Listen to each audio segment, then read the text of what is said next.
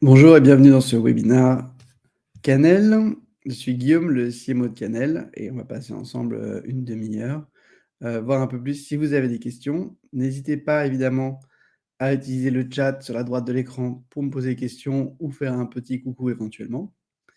Et si vous avez des remarques pendant le déroulé de ce webinaire. On va attendre une minute ou deux les retardataires éventuels ou ceux qui sortiraient tout juste de meeting. Et pendant ce temps-là, je vais vous parler un tout petit peu de Cannelle en 2 slides. Donc, Cannelle aujourd'hui, c'est une solution de création de vidéos collaborative avec à la fois une plateforme web qui va vous permettre de créer des scénarios, de gérer vos utilisateurs et aussi d'organiser vos chartes graphiques pour que les contenus que vous produisez ensemble soient ensuite chartés. Et de l'autre côté, une application dans laquelle on retrouve les scénarios qui sont à la charte graphique de l'entreprise, avec des animations qui sont aussi avec les polices et les couleurs de l'entreprise, et qui est facile d'utilisation pour que n'importe quel employé dans l'entreprise puisse aussi, comme ça, remonter des vidéos. Et donc on a une solution, en anglais qu'on appelle d'employee advocacy ou d'employee generated video pour créer des contenus assez facilement dans l'entreprise. Le webinaire d'aujourd'hui va s'axer donc sur la thématique de l'employé advocacy pour booster votre vidéo marketing. Et nous verrons donc pourquoi créer des vidéos authentiques et terrain. J'essaie aussi notamment toujours de vous apporter des informations et des chiffres si vous avez besoin de pousser le sujet en interne. Et on verra, et c'est surtout la partie finalement qui vous intéresse, des exemples dont vous inspirer, des exemples notamment réalisés avec Cannelle. On verra également quels sont les challenges et solutions quand on veut se lancer dans ce type de programme de vidéo généré par les employés à des fins de communication ou de marketing. Et au final, je vous reparlerai un tout petit peu de Cannelle plus en détail, et bien sûr, je suis là pour répondre à vos questions. Alors, on y va. Oui, j'ai oublié de préciser, aujourd'hui, il y a plus de 200 clients qui utilisent Cannelle, que ce soit pour de la formation, de la communication, du marketing, et de la communication de marque employeur. Alors, pourquoi des vidéos authentiques et terrain? Tout d'abord parce que la vidéo, je vous apprends certainement pas, la vidéo vend. 95 des consommateurs aux États-Unis ont regardé une vidéo explicative pour se renseigner avant un achat et 84 des consommateurs auraient été convaincus d'acheter après avoir visionné une vidéo. Donc ça, c'est une étude Wiseall. On sait que la vidéo vend et on a les chiffres aujourd'hui pour le prouver. Donc c'est vraiment un média que les consommateurs s'attendent à retrouver dans leur parcours d'achat. La vidéo, c'est aussi le contenu le plus publicité. Donc on demande, le contenu de marque que les internautes préfèrent. Là, c'est une étude HubSpot. 54 ressort la vidéo et c'est seulement loin derrière qu'on va retrouver des contenus écrits. Donc aujourd'hui, on s'est tous habitués à consommer de la vidéo sur les réseaux sociaux et c'est vraiment le média qui est publicité. C'est également le contenu qui accroche le plus les gens sur leurs réseaux sociaux, qui a le plus, la possibilité d'arrêter les gens dans leur scroll sur les feeds des réseaux sociaux. Donc même étude et HubSpot. Donc pourquoi les employer pour créer ces vidéos? Là, je me réfère à une autre étude qui est le Edelman Trust Barometer, qui est une étude qui sort tous les ans et qui, depuis une dizaine d'années, montre les mêmes tendances. Ce sont les experts de l'entreprise, avant tout, qui sont la source la plus crédible d'informations sur leur employeur. Donc c'est intéressant de réfléchir à ce rôle d'expert. Je pense que par expert, on ne dit vraiment pas la personne qui a la blouse blanche qui travaille dans la recherche et développement. On parle d'experts au sens des gens qui connaissent le terrain, qui connaissent leur marché, qui connaissent leurs produits. Voilà, donc on n'a peut-être pas envie d'entendre forcément un vendeur un peu à l'ancienne, on a envie d'entendre des gens qui savent de quoi ils parlent quand ils vendent leurs produits. Et donc quand ils présentent leur entreprise. Donc ça, c'est important également, parce qu'aujourd'hui, on a envie de jouer la carte de l'authenticité, hein. Il y a eu un gros mouvement, dans ce sens-là depuis, le début du confinement, notamment en 2020, où il y a eu de plus en plus de recherches de contenus vrais, dans lesquels et venant de marques dans lesquelles on peut avoir confiance. Et pour instaurer cette confiance, cette authenticité, elle est clé.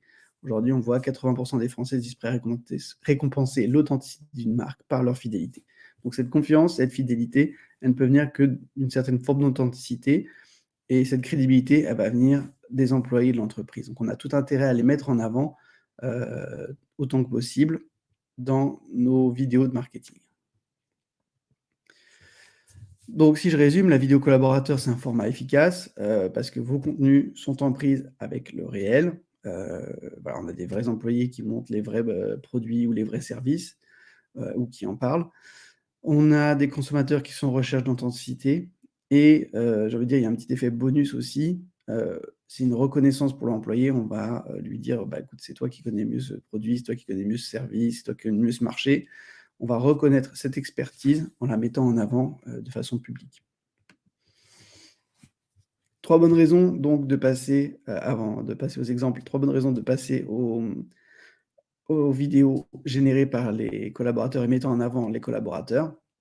Ça fait du contenu très engageant, on va avoir envie d'aller regarder ce type de contenu. Ça nous donne une chance de nous démarquer, tout simplement parce que quand on produit des vidéos en masse, aujourd'hui, on utilise souvent des banques d'images. On utilise les mêmes banques d'images que les concurrents, donc on a tous les mêmes images, a priori. Donc c'est quand même plus intéressant de se démarquer en ayant des visuels qui proviennent de nos employés ou qui mettent en avant nos employés parce qu'on est les seuls, à pouvoir le faire. Et finalement, quand on est bien équipé, c'est simple et c'est rapide. Et ça, c'est une bonne raison aussi parce qu'on a besoin de créer souvent, fréquemment des vidéos. Et pour créer ces contenus vidéo, si on peut le faire, sans avoir besoin de plus de budget, et si on peut le faire simplement et si on peut le faire fréquemment avec les employés, et ben ça on a une recette gagnante. Donc, je voulais vous montrer 3 cas dont vous inspirer. N'hésitez pas, hein, si vous avez des questions, des commentaires ou si je vais un petit peu vite. On va regarder ces cas ensemble, on va regarder, des extraits de ces vidéos. Le premier exemple que je voulais montrer, c'est par un de nos clients qui s'appelle Nux, et qui a fait une vidéo de formation à ses nouveaux produits. Donc, là, c'est un nouveau déodorant baume, bio, et c'est une pharmacienne du groupe. Donc c'est vrai que tout à l'heure j'ai dit, les spécialistes, c'est pas forcément les gens de la R&D, les gens qui ont une blouse blanche. Bon, là, l'expert a une blouse blanche parce que c'est une pharmacienne et elle nous explique le produit et donc on a mis en avant le produit, mais on a aussi mis en avant, une personne de l'entreprise et cette personne, elle est très crédible et je trouve qu'il y a un bon rapport qui s'installe. Donc on va regarder un bout de cette vidéo. Je vous partage mon écran.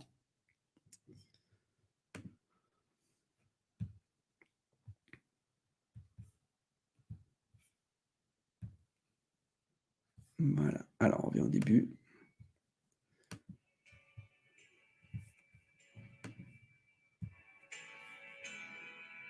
Notre déodorant est 100% d'origine naturelle.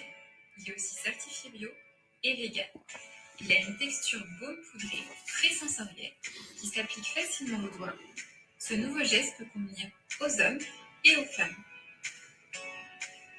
Formulé uniquement avec des ingrédients d'origine naturelle, il est sans sel d'aluminium et sans conservateur. Il a une efficacité déodorante 24 heures prouvée grâce à la poudre d'amidon de maïs bio qui capte efficacement l'humidité et à ses agents déodorants naturels. Voilà, j'arrête là cette vidéo. On va revenir sur les slides. Donc on voit, une pharmacienne, qui est assez à l'aise. Il n'y a pas une mise en scène, dingue parce que, sur les réseaux sociaux, les gens se filment comme ça. Il y a comme une certaine attention aux détails, la vidéo est de bonne qualité et on va voir les éléments qui, nous aident dans cette vidéo. Donc notamment le fait que, on ait des éléments de branding, on a une certaine musique, on a les couleurs et la police de la marque. On a, des sous-titres. Alors là, ils sont en anglais, mais ils auraient pu être, je pense que c'est parce que j'ai réglé, mon ordinateur est réglé en anglais, mais on peut les avoir évidemment aussi en français. On a en plus des cartons, on a des incrustations et donc on donne une vidéo qui est professionnelle, mais qui est au format story et avec quelqu'un qui, connaît son produit, donc encore une fois, quelqu'un qui est expert de l'entreprise.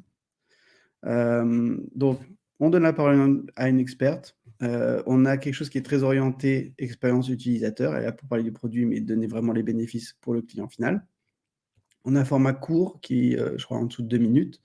C'est assez efficace et évidemment, on joue sur les valeurs et les images de la marque. Donc on a demandé à quelqu'un de réaliser une vidéo, mais on lui a donné les éléments pour pouvoir réaliser une vidéo correctement. Donc ça, c'était le premier exemple que je voulais voir avec vous. Vous montrer, voilà, c'est possible de mettre je veux dire au quotidien, des experts de la marque en avant sur ces réseaux sociaux avec la vidéo. Deuxième exemple, là, on est dans un format, plutôt, vlog avec les dirigeants de Bouygues Télécom Entreprises on Cloud, qui ont réalisé des vidéos, alors qui sont postées sur LinkedIn. On va regarder un petit exemple et ils auraient très bien pu faire, des contenus en motion design, des choses comme ça. Non, là, on a vraiment le dirigeant qui s'exprime les yeux dans les yeux avec nous. On en regarde un petit extrait.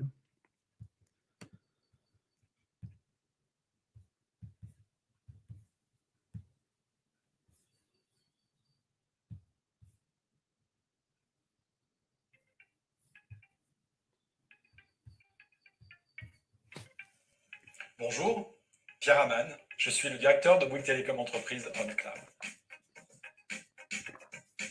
Les bénéfices qu'apporte le cloud computing en font un levier incontournable de la transformation et du développement des entreprises. Pourtant, beaucoup d'entre elles, en particulier les PME, les ETI, n'ont pas toujours les ressources pour mener à bien de tels projets. Elles ont donc besoin d'un partenaire de confiance qui les accompagne vers le cloud computing. Voilà, pareil, vous avez des liens dans les slides, hein, j'ai pas précisé, mais les slides, vous les recevrez, demain par email et donc vous pourrez les regarder, complètement ces vidéos si vous êtes intéressé. Alors, je vois qu'il y a quelqu'un qui est en train de taper, j'attends, une question.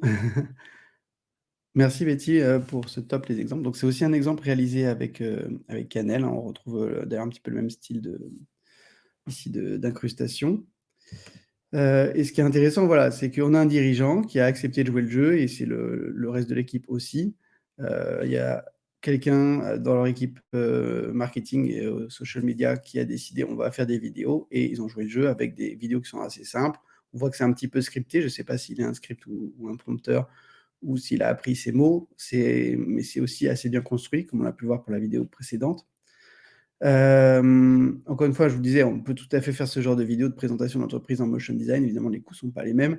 Mais là, je trouve que c'est intéressant d'avoir, encore une fois, cette authenticité du dirigeant qui est là, les yeux dans les yeux.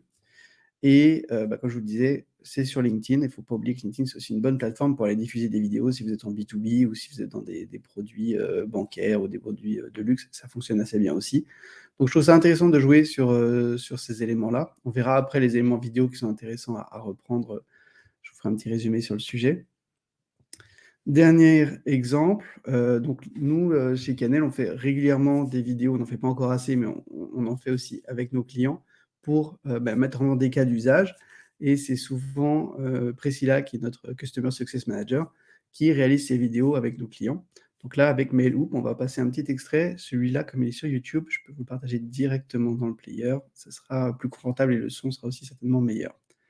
Je lance ça.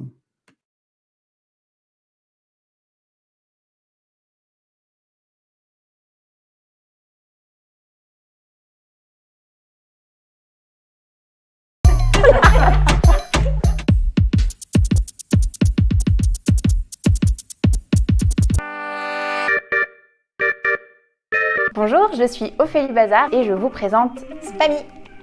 Responsable de développement commercial chez Mailhoop, ça consiste à trouver des clients, à faire en sorte qu'ils signent et qu'ils restent chez Mailhoop. On commence par une petite réunion d'équipe, on va tous pouvoir expliquer ce qu'on a fait dans la journée, ce qu'on a fait hier et ce qu'on veut faire sur les prochains jours. Et ensuite, hop, prend le bas de combat et là on fait vraiment chacun nos missions. Chez Mailhoop, la vidéo c'est important en fait parce qu'on l'utilise dans un premier temps chez nos clients. Donc chaque mois, on vient animer un challenge avec des défis à relever et la vidéo, à ce moment-là, on l'utilise pour pouvoir interviewer chaque collaborateur qui aura gagné. La vidéo, à ce moment-là, elle nous sert à pouvoir propager ces bonnes pratiques avec ses collaborateurs. Alors, j'arrête là, on va revenir sur les slides. Donc là, ce que je trouve intéressant, c'est qu'on n'a pas mis un collaborateur en avant, on a mis quelqu'un qui connaît quand même aussi bien l'entreprise, qui est un client, et on a un collaborateur qui a réalisé la vidéo. J'aurais pu vous mettre un autre exemple où on a un de nos clients, c'est Colissimo, où les commerciaux réalisent eux-mêmes des témoignages clients. Ils sont équipés de Cannelle et vont réaliser des témoignages clients. Si vous êtes intéressé, il y a un cas client qui va bientôt sortir sur le sujet, je peux vous l'envoyer. Donc je trouve ça intéressant de dire on envoie quelqu'un faire ce genre de vidéo. Généralement, quand c'est un commercial ou un Customer Success Manager qui connaît bien son client, il y a un ton qui est assez décontracté. On peut l'aider avec des questions qui sont bien posées. On pose des questions courtes, on essaie d'obtenir des réponses assez courtes aussi pour que la vidéo reste dynamique. Et puis là, on l'a vu, il y a le hook où on a Ophélie Bazar de Meloup qui rigole, ça donne envie de regarder la vidéo. Et ça, c'est assez simple à réaliser à partir du moment où on a un peu formé et équipé ces équipes commerciales. Bah, j'avais oublié que je l'avais rajouté hier soir, pardon. Les commerciaux de Colissimo réalisent leurs vidéos, donc c'est un peu la même chose. Je vous passerai pas l'exemple ce coup-ci, mais vous pourrez aller le voir. L'idée est exactement la même. Ce sont deux commerciales de Colissimo qui sont allés voir un de leurs clients qui vend des casques de réalité virtuelle. Elles ont réalisé la vidéo, lui posant les questions qui avaient été décidées en centrale avec leur équipe de communication.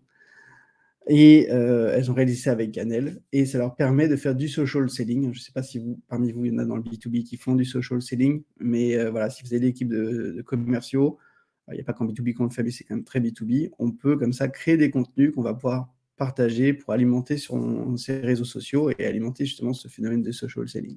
Donc c'est aussi assez intéressant de se dire peut-être qu'il n'y a pas la même qualité que si on avait mis une agence parce qu'elle serait venue avec plus de matériel, la caméra est de meilleure qualité ou quoi que ce soit. On va être un tout petit peu en dessous peut-être au niveau de qualité, mais on est à un niveau suffisant pour que si on poste ça sur son réseau en disant voilà, j'ai fait une vidéo d'un de nos clients, ça soit assez qualitatif et assez efficace.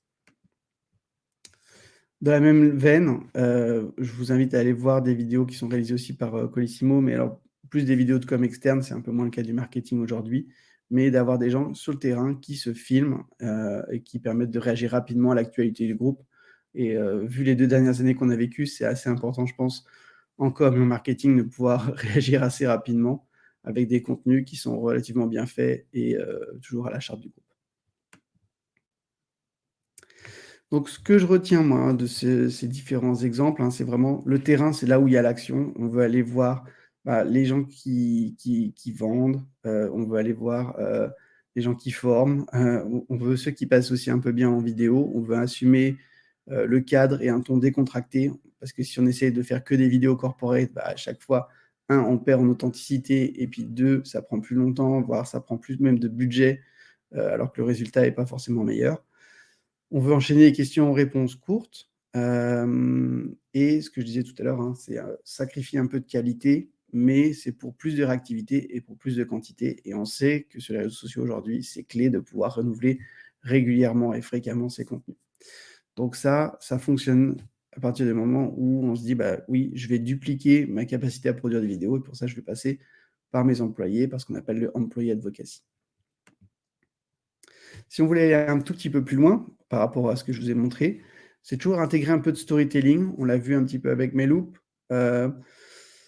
Les questions, on les a posées avec un certain ordre pour se dire, voilà, la personne se présente Meloup, présente son quotidien et présente le cas d'usage. Donc, un peu de storytelling ne fait jamais de mal. On va essayer aussi des fois d'aller rajouter des plans de coupe. On l'a pas vu dans les exemples ce matin, ou peu. Mais c'est toujours bien d'avoir quelques plans. Donc, chez Colissimo, par exemple, ils ont filmé les camions qui arrivent, qui repartent. Ils ont filmé l'entrepôt. Donc ça permet d'aller mettre aussi un peu de dynamisme en plus dans la vidéo parce qu'on a justement on n'a pas juste la personne qui nous parle, mais de façon visuelle, on a aussi d'autres choses qui viennent rythmer notre scénario. Donc, de ce point de vue-là aussi, prévoir des cartons, des animations, des incrustations, ça se fait beaucoup sur les réseaux sociaux. Donc, le minimum, c'est des cartons pour un petit peu séquencer. Ou maintenant, ce qui se fait aussi beaucoup, c'est de superposer quelques points en même temps que la personne parle. Donc, évidemment, on va présenter la personne comme on l'a vu aujourd'hui avec des incrustations en bas, ce qu'on appelle des lower third. On va mettre le nom de la personne. Ça évite de perdre éventuellement 30 secondes à présenter la personne. Si c'est le DG, on met son nom, on met que c'est le DG et on passe à la suite. Ça permet de rendre les vidéos plus dynamiques. Dernier point, optimiser l'éclairage, le son. Ça veut dire peut-être avoir un petit peu de penser à des lumières. Donc, on peut avoir juste deux box lumineuses qu'on utilise pour faire ces vidéos. Niveau son, on l'a vu sur pas mal de nos vidéos ce matin, les gens avaient un micro-cravate et donc ce micro-cravate, il va nous permettre d'avoir une différence en termes de son. Même moi, quand je fais mes webinars, souvent le micro de l'ordinateur n'est pas assez, donc j'utilise un micro externe, vous voyez là. Donc ça, c'est assez intéressant de penser à un mini-kit, on reviendra dedans dans les challenges tout à l'heure, un mini-kit qui nous permet de produire du contenu de qualité. Donc j'en viens aux challenges et aux solutions. Les challenges et les solutions que vous avez rencontrées, premièrement, c'est sur qui vous appuyez. Et de ce point de vue-là, je vous ai parlé déjà des experts de l'entreprise, alors les gens qui sont à la R&D, les analystes, mais pour moi, les experts, c'est aussi des gens qui sont sur le terrain, qui sont en contact avec la réalité du marché. Donc, il y a les gens vraiment sur le terrain, donc tout ce qui va être SAV, support, intervention, c'est bien de les mettre en avant. Ça permet de montrer que vous êtes réactif, que vous êtes prêt à vous engager auprès de vos clients. Les commerciaux, on l'a vu avec le cas Colissimo, ce que je trouve intéressant avec les commerciaux, c'est qu'ils vont avoir souvent un bon rapport, et quand je parle commerciaux, c'est pas juste les vendeurs, hein, ça peut être les vendeurs en boutique, et cetera, mais c'est aussi souvent le service client, qui vont avoir des bons rapports ou des histoires ou des anecdotes qui vont pouvoir remonter, voire vous mettre en relation, ou aller réaliser eux-mêmes des vidéos avec des clients. Et évidemment, c'est toujours assez sympa d'avoir les dirigeants qui mouillent la chemise, donc que ce soit un CMO, un CFO, un DAF, c'est intéressant de prendre comme ça ces exemples, à la fois pour motiver les troupes et dire: «Bah, voilà, les dirigeants le font et ils montrent l'exemple», et aussi parce qu'ils vont avoir des contenus aussi à partager. Même si on l'a vu tout à l'heure dans les Delman Trust Barometer, le CEO est pas forcément la meilleure, ou la plus influente, des sources d'informations sur l'entreprise. Donc c'est bien de penser à eux, mais de pas se concentrer uniquement sur le dirigeant. Donc comment convaincre ces contributeurs, ces collaborateurs que vous voulez engager? Premier point, une vive flatterie, on va dire. Flattez-les, valorisez-les, dites-leur qu'eux seuls peuvent le faire, eux seuls ont la connaissance, et c'est valorisateur vraiment de mettre en avant ces collaborateurs aujourd'hui. Bien sûr, il va falloir s'appuyer sur les gens qui sont plutôt partants que sur les grognons, et éventuellement dans un second temps, une fois qu'on a fait des choses qui sont bien déjà avec le groupe de gens le plus motivés, aller les personnes qui sont peut-être un peu moins, appétentes pour le sujet. Deuxième point, c'est important, je pense, d'engager au maximum en amont, les personnes avec qui vous allez travailler, et de brainstormer, en fait. Si vous dites, si vous imposez quelque chose qui est déjà tout prêt, les gens vont pas vraiment plus se l'accaparer. Donc si vous pouvez, dès le départ, inclure une partie des équipes, ça va vous permettre à la fois d'être plus créatif, parce qu'ils vont peut-être avoir des sujets que vous n'avez pas pensé, voire amener une certaine touche de nouveauté, parce qu'ils ont vu aussi des trucs qui se font dans leur marché et vont pouvoir remonter ça. Troisième point, c'est de mâcher le travail en amont et en aval. Donc au-delà de ces étapes de brainstorm, vous aurez besoin de la personne pour filmer, soit se filmer, soit filmer quelqu'un d'autre. Mais au-delà de ça, j'ai envie de dire, essayez de faire tout ce que vous pouvez, pour, leur faciliter la tâche. Et ça m'amène à mon dernier point, ne demandez que le nécessaire, et notamment ne leur demandez pas les tâches très chronophages comme le montage. On verra après que le montage n'est pas nécessairement chronophage avec les bons outils comme Canel, vous me voyez venir. Mais si vous voulez que les gens réalisent des vidéos et que vous leur mettez dans les mains un outil complexe comme Final Cut, ça ne va pas fonctionner. 3 points clés aussi, pour déléguer le tournage, ça c'est un challenge, c'est comment faire des tournages de qualité avec des gens qui sont a priori pas des experts, même si aujourd'hui on se filme tous avec nos smartphones, on est assez, j'ai envie de dire, à l'aise à la fois devant et derrière la caméra, grâce au smartphone. Il y a quand même des points importants à fournir. Tout d'abord, une checklist pour le jour du tournage. C'est de penser à l'éclairage, penser au son, vous mettre dans un endroit calme, bien éclairé, éventuellement, là, moi, je suis pas très bien éclairé, j'ai une fenêtre à ma gauche, donc j'ai un peu trop de lumière et un petit peu trop d'ombre, donc il aurait fallu mettre une lumière en contrepoint, par exemple. Donc tous ces points-là, de les avoir listés. Nous, on liste dans notre checklist même de nettoyer, l'iPhone avant de l'utiliser pour pas qu'il y ait d'effets flous, parce qu'il y aurait du gras sur la lentille. Donc tout ça, ça fait partie d'une checklist pour le jour du tournage. Ensuite, avoir un script. Donc peut-être vous avez pris en amont les informations auprès du commercial qui connaît bien son client, vous lui avez écrit les questions, et lui comme ça, il a son script, il peut y aller et créer, ensuite un contenu facilement. Dernier point, choisir les bons outils, donc équiper au minimum d'un micro, comme je vous le disais tout à l'heure, d'un pied pour stabiliser, le tournage. Ce qui est génial avec le smartphone, c'est qu'il n'y a pas besoin de former les gens, ils savent se filmer avec un smartphone. Si vous avez des outils en plus, des petits logiciels comme Canel, ben, il faut avoir fait un petit peu de formation, mais c'est un bon outil à avoir aussi pour faciliter, la réalisation le jour J. Donc ça, c'est, j'ai envie de dire, il faut toujours avoir un kit, quitte à avoir plusieurs kits que vous faites tourner dans l'entreprise, mais que les personnes qui veulent réaliser des vidéos aient cet équipement à portée de la main. Si on veut aller plus loin, comme je vous disais tout à l'heure, on peut aussi avoir des lampes d'appoint qui permettent, d'avoir un bon éclairage. Et dernier point là-dessus, utiliser aussi des smartphones récents, sinon l'image ne sera pas forcément de bonne qualité. J'ai ça dans cette slide-là justement. Donc pour un rendu de qualité, pensez au montage en amont. On veut dire qu'est-ce qu'il va nous falloir pour le montage? Ça veut dire laisser un petit peu de temps entre le moment où on pose la question, le moment où on coupe la caméra, parce que sinon, le montage, des fois, c'est compliqué. Pensez aux incrustations, dire, bah voilà, là, on ne vous demande pas de vous présenter, de donner votre nom et prénom, ça sera dans les incrustations en bas de l'écran. Formez aussi aux bases de tournage. Donc, comme on l'a dit tout à l'heure, c'est quoi un bon cadrage? C'est quoi une bonne prise de son? Donc, il y a des petites astuces à avoir, donc faites un petit webinaire à la limite en interne pour expliquer ça. Et ce que je vous disais, utilisez un smartphone récent, parce qu'à partir de l'iPhone 10, par exemple, chez iPhone, on a la 4K. Et quand on a la 4K, on peut faire des choses assez sympas. Notamment, on peut zoomer dans l'image, ce qui permet de créer aussi des coupes, si on le souhaite. Et ce, sans perte de qualité. Donc, dernier point, c'est de penser à Canel. Donc, Canel, c'est une solution qui a été prévue à la base, parce qu'on a fait le constat que si on voulait faire beaucoup de vidéos, on ne pouvait pas toujours passer par des agences parce que ça coûte cher. Et en plus, il y a toujours un délai entre le brief, la création, les allers-retours. On n'est pas maître vraiment du média, et donc ça prend plus de temps nécessairement. Et on a souvent les mêmes problèmes avec les studios internes qui sont absorbés par des sujets généralement un peu plus larges, de réaliser des vidéos corporate ou des choses comme ça, et qui n'ont pas forcément le temps de réaliser les petites vidéos dont on a besoin tous les jours sur les réseaux sociaux. Donc on a créé Canel comme une solution pour réaliser des vidéos pro sans compétences particulières en 15 minutes. On a voulu que ce soit accessible à tous les collaborateurs et donc qu'avec un minimum de formation, chacun puisse prendre son smartphone avec Canel et ainsi suivre les instructions qu'on va retrouver dans l'application. De ce point de vue-là, le workflow Canel, il est assez original. Pour déléguer la création de vidéos, on crée d'abord des scénarios où on utilise des scénarios Canel qui existent déjà. On peut aussi les personnaliser, dans lesquels on va préparer chacune des séquences. On va dire, bah, voilà, la question à poser, ou si on veut que quelqu'un soit en train de passer devant la caméra avec une tasse de café, on va signaler.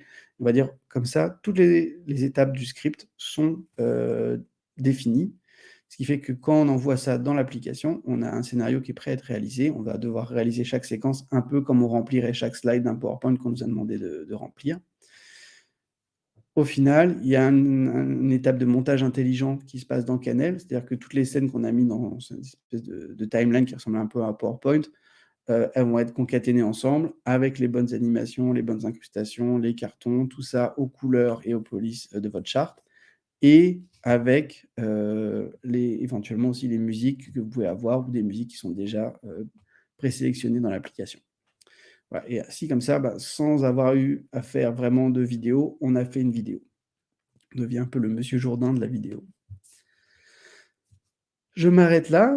Comme vous n'avez pas posé beaucoup de questions, c'est qu'on a été assez vite. Donc, je vous invite à regarder la démo. Je vais vous mettre le lien tout de suite dans le chat. Si vous avez des questions, c'est le moment ou jamais. Et évidemment, vous pouvez retrouver dès demain les slides pour ce webinaire, ainsi que des guides sur notre site. Donc, vous recevrez un lien demain pour avoir à la fois les slides, le replay et un lien vers nos guides. Je vous mets le lien tout de suite vers la démo. Ça, c'est une démo de l'application. Donc, vous pouvez comme ça voir ce que ça donne si vous étiez contributeur avec l'application. Si vous voulez aller un peu plus loin, vous pouvez tester également l'application. Il y a un bouton sur cette page-là pour le test, pour faire une demande de test. Et vous pouvez aussi contacter nos client heroes, qui sont nos commerciaux, qui vous accompagneront pour vous montrer à la fois comment fonctionne la plateforme web et l'application, comment il fonctionne de tandem pour créer des contenus chartés à chaque coup. Je suis là encore 5 ou 10 minutes pour vos questions s'il y en a. Et sinon, je vais vous souhaiter un excellent jeudi. Je vois personne en train de taper. Donc, vous recevrez les slides. Vous aurez des liens, notamment aussi sur ces slides, pour aller télécharger nos guides. Donc, on a des guides notamment sur la mise en place de Content Factory, la mise en place de programmes d'employé advocacy et aussi, bien sûr, sur le marketing. Laura, ravi de vous voir ici. J'espère que le webinaire vous a plu.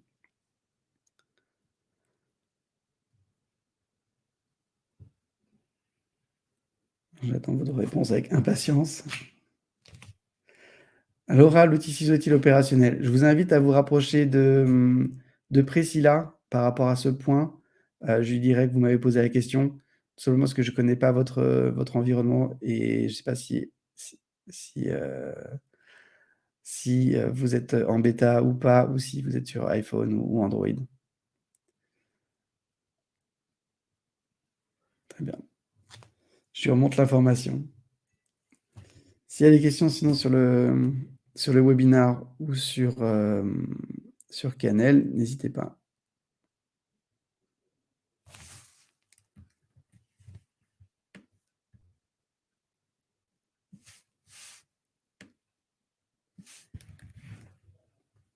Non, pas d'autres questions. Super, je vous remercie. Je vais tous vous souhaiter un excellent jeudi et j'espère que je vous aurai donné envie de passer la main à vos collaborateurs pour créer des vidéos. À très bientôt.